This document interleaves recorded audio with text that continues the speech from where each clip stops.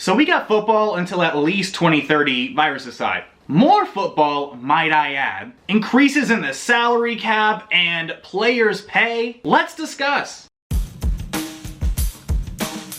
Welcome to the Rines Report with your host, Tristan Blake Rines. So the NFL and the NFL Players Association met, discussed, briefed each other, all sorts of stuff, and then finally came to the conclusion of a new CBA collective bargaining agreement going into effect for the next decade of the NFL. So a very tight vote to approve. 1,019 people voting yes, 959 voting no to approve the CBA. A little bit more than 1% difference, about 60 votes swaying the difference on whether or not this CBA was going to be approved at all. And with the new CBA, a whole lot of things are changing, a whole lot of some new different rules, some new different, procedures. The NFL as a whole is expanding, and we're going to talk about all of that stuff throughout the video. But the NFL as we know it has obviously made some changes, and these are some things that we should very well be excited for and very well supportive of with everything that it comes with. So let me break down the rule changes and some of the obvious differences that are going to be arising in the NFL as we know it very, very soon. So one of the big new rules, a 17-game regular season, and as I understand it, bye weeks are still only going to be one per team, but that's going to be more football that matters, and this is going to be starting in the 2021 season. So not this season necessarily coming up, but next year this could very well be happening to the NFL as we know it. This means that more records will likely be broken. I wouldn't be shocked if at some point in the next 10 years we see records like the passing yards mark broken by a guy like Patrick Mahomes, or touchdowns in a season at any given position. I mean, rushing yards in a season. All sorts of records are going to be broken in the next decade. The NFL landscape as we know it will be almost having to talk about, well, we had a 17-game season here, we had a 10-game season at this time period, we had a 16-game at this point. So the NFL landscape as we know it is shifting and changing with this new CBA. And back to the bye weeks thing, this means that bye weeks are going to be even more crucial, more important to a number of franchises. In a 17-week, season, you're going to have teams playing 3 games and then go on their bye week, and then they're going to have more than 10 weeks of straight football, just on their back, ready to go right in front of them, nothing they can do about it. So the, having a middle of the season bye week 10, week 9, 11 almost, of just bye weeks in general are going to be so much more valuable, especially to teams that are trying to make playoff Super Bowl runs, deep pushes into even the postseason. And you might even see, I've seen a little bit of suggestions flying around on Twitter of load management for a few guys. Understandably, one more game might not be that big of a difference in the overall scope of a regular season, but we're going to be seeing one more game, which means another opportunity for guys to potentially be getting hurt. Or you might even see teams taking a little bit more easy down the stretch, considering, hey, we're trying to make more playoff pushes. And on a non-on-the-field note, this is going to create more jobs. That means more advertising space for the NFL, more things that they get to sell, more merchandise that are being pushed in front of fans. This means that there's going to be an extra week of profits for the NFL at the level of which they expect during the regular season. And this essentially trickles into all of the franchises themselves.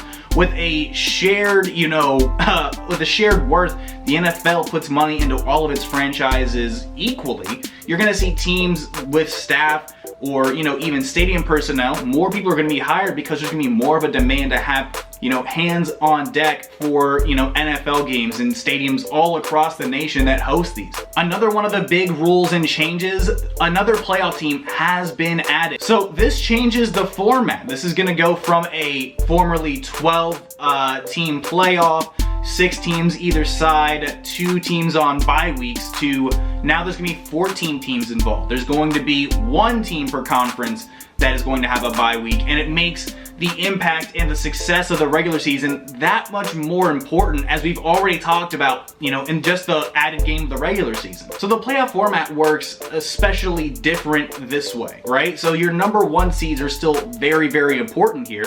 And Everybody else, no bye week. So just the number 1 seeds, you would have had the 49ers and you would have had the Baltimore Ravens this past season, just having the bye weeks versus the Kansas City Chiefs, who went on to win the Super Bowl, playing the potential 7th seed that could have been the Pittsburgh Steelers, for instance.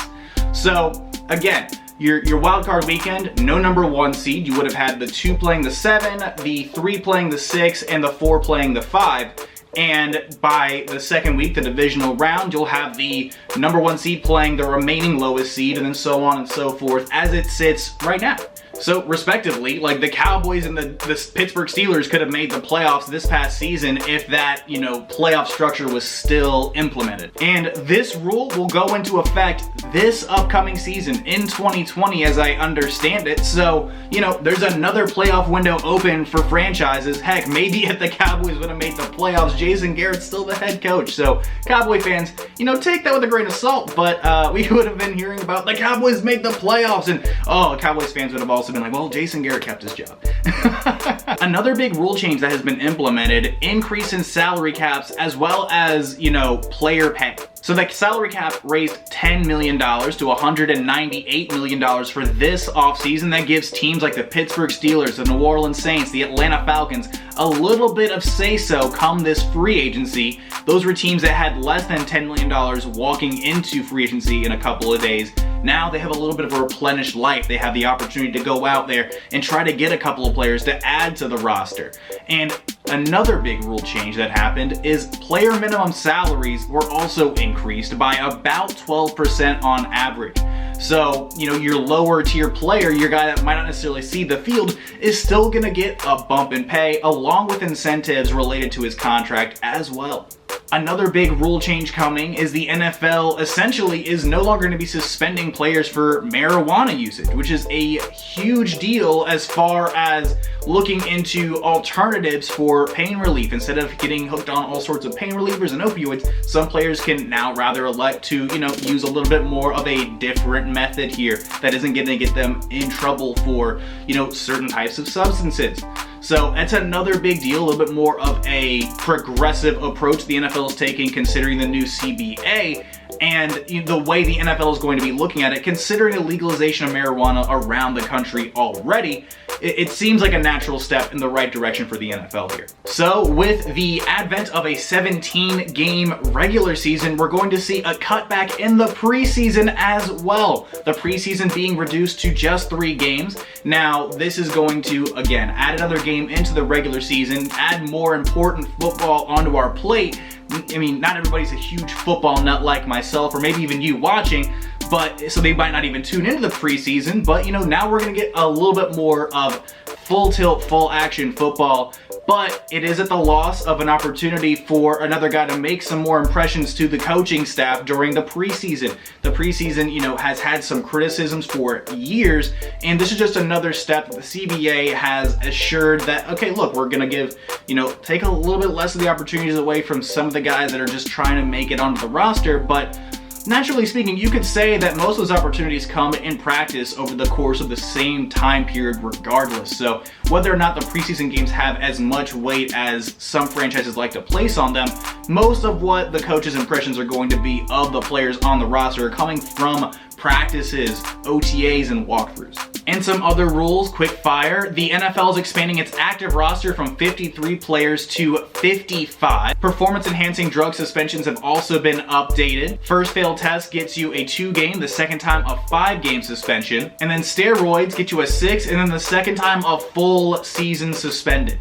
And then prohibited substances as a whole get you an 8-game suspension as well. And then also on a revenue split side, the NFL is updating it by 1%. So the contract the CBA signed in 2011 was at 47. The NFL has upped it to 48, and the potential for it to go up to 48.5 during this next CBA. So a little bit more money going into the pockets of the players, a little bit more money going towards the franchises to use for cap space needs. So on the plus side, we get to actually look forward to football happening for the next decade, it seems, and free agency starting in the next, few days as of this video being published. So I'm going to be keeping you guys up to speed on all of that. I know I'm super ecstatic, super excited. Hopefully the season does begin on time. Obviously, coronavirus, a big deal right now, and hopefully it doesn't derail anything come, August and September. But, as of the moment, we are excited as football fans to know, hey, we got football for the next 10 years. We get more looks at Patrick Mahomes during our lifetimes, Lamar Jacksons of the world. The ushering of football season will hopefully be here, and hopefully it will be on time. And as I understand it, the NFL draft is still set and scheduled. I mean, there is some speculation it will be canceled. Hey guys, so amid me editing the video you're watching right now, there is an NFL update about the draft. The NFL will no longer be hosting it as a public event amid the coronavirus scares and the outbreak. So the NFL not allowing fans into the public event of the NFL draft or any of the events surrounding the NFL draft. Those have been canceled, but the NFL draft as an event will still be happening, will still be televised, and we will still be able to watch it from the safety of our home. So I just quickly wanted to update you. In the middle of me editing, that news broke, so I didn't want to leave it out of the video. And I appreciate you watching this far. You're almost done, so stick around. Coming up next month, obviously things will develop and change as they see fit, but right now we got a lot to look forward to as football fans, even in these very trying times all around us, the craziness of the world. We have a little bit of excitement seeing the news stories pop up, free agency opening up in a few days. I'm going to keep you guys up to speed on every development that happens during free agency. Everything that is worth knowing about, you're going to hear it right here on the channel, right here on the Rines Report. So thank you so much for watching the video. You can stick around and watch some more content. Feel free to subscribe, like, comment, share, all the good stuff. All my social medias are down in the description below. So I'm gonna catch you in the next video. Adios.